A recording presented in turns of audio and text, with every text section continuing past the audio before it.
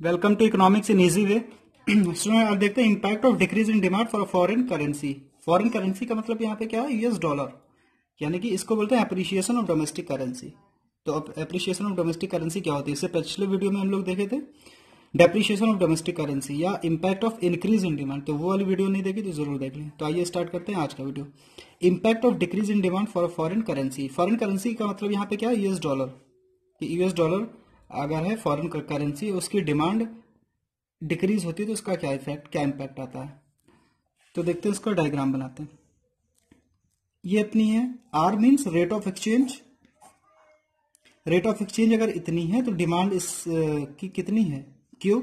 When rate of exchange is R then demand is Q, and if rate of exchange decreases then is demand also decreases, that is Q to Q one. ये R1 जब हुई तो Q1 हो गई, ठीक है।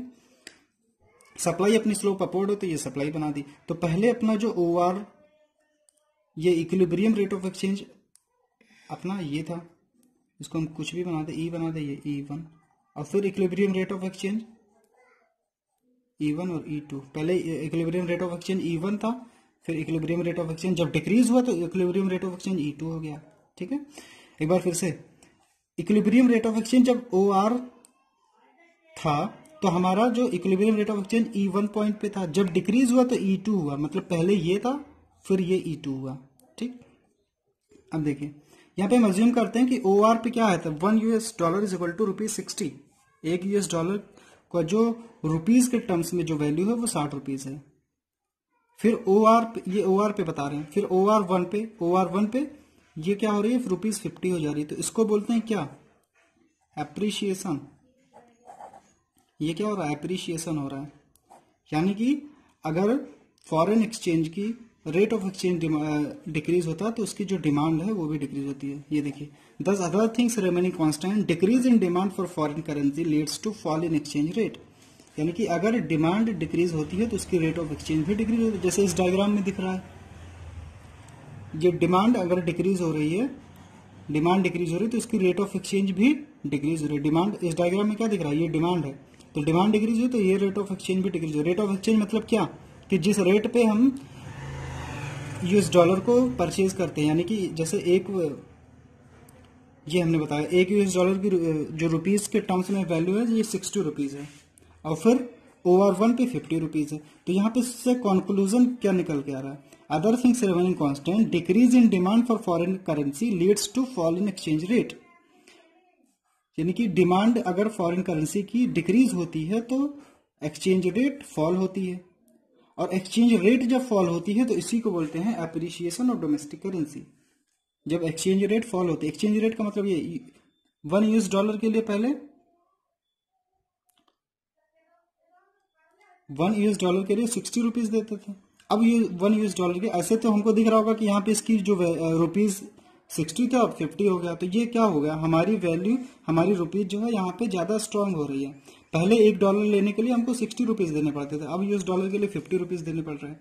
तो अब हम ज्यादा, हमारी परचेजिंग पावर होगी, अब हम ज्यादा चीजें परचेज कर पाएंगे, तो इसको करेंसी अप्रिशिएशन बोलते हैं। This is described as appreciation of domestic currency. यानी कि ये जो पूरा प्रोसेस है इसी को क्या बोलते हैं, करेंसी अप्रिशिएशन, ठीक है।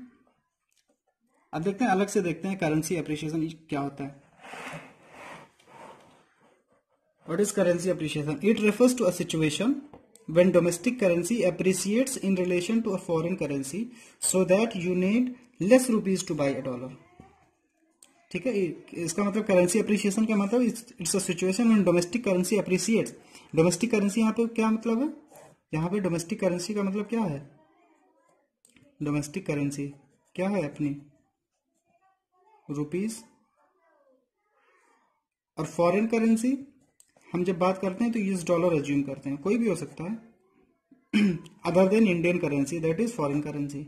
मतलब अपने रुपीज को छोड़ के कोई भी करेंसी तो यूएस डॉलर, ठीक है। तो इसकी वैल्यू क्या होती है, एप्रिशिएट होती है। अप्रिशिएट कैसे होती है, फॉर एग्जाम्पल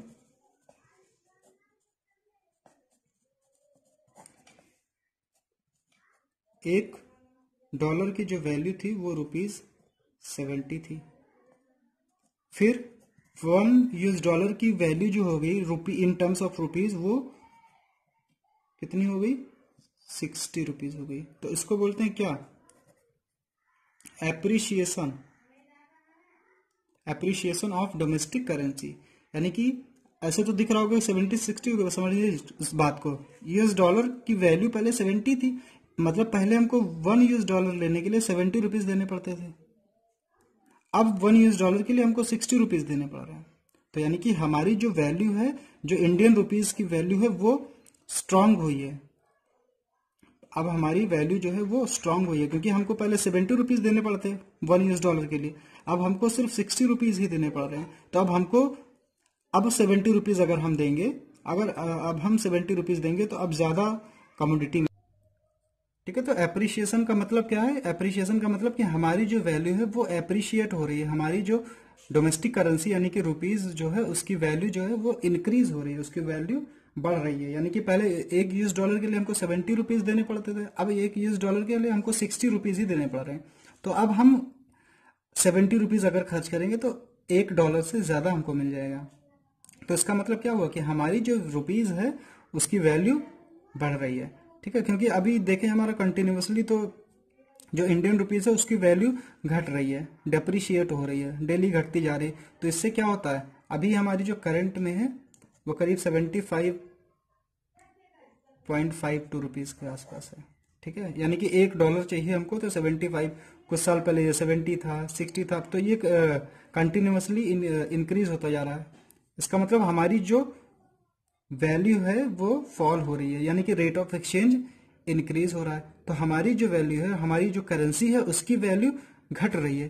तभी ये जब बढ़ता है, जब ये बढ़ता है 70 था सपोज, और 70 से अगर 80 हो गया, तो इसका मतलब ये बोलते हैं कि हमारी वैल्यू क्या हो रही है, हमारी जो डोमेस्टिक करेंसी है उसकी वैल्यू डिक्रीज हो रही है। तो यानी कि एक इकोनॉमी के लिए ये चिंता की बात होती है कि इसको कैसे कम किया जाए। तो कम इसको ऐसे ही कर सकते हैं कि हमारा एक्सपोर्ट ज्यादा हो, तभी हमारी जो इकोनॉमी होती है वो स्ट्रांग हो सकती है। यानी कि हमको एक्सपोर्ट ज्यादा करना पड़ेगा, एक्सपोर्ट करेंगे तो फॉरेन करेंसी अपने पास आएगी। तो यानी कि इसको ये सही करने का तरीका हो सकता है कि हम कैसे अपनी डोमेस्टिक करेंसी यानी कि रुपीज को कैसे स्ट्रांग बना सकते हैं। अभी तो फिलहाल हमारी जो करेंसी है वो स्ट्रांग नहीं है, क्योंकि वो डे बाय डे क्या होती जा रही है, डेप्रिशिएट होती जा रही है, ठीक है। तो ये पूरा अप्रिशिएशन का कॉन्सेप्ट था कि अप्रिशिएशन का मतलब क्या है कि जो हमारी डोमेस्टिक करेंसी अप्रिशिएट हो in relation to a foreign currency.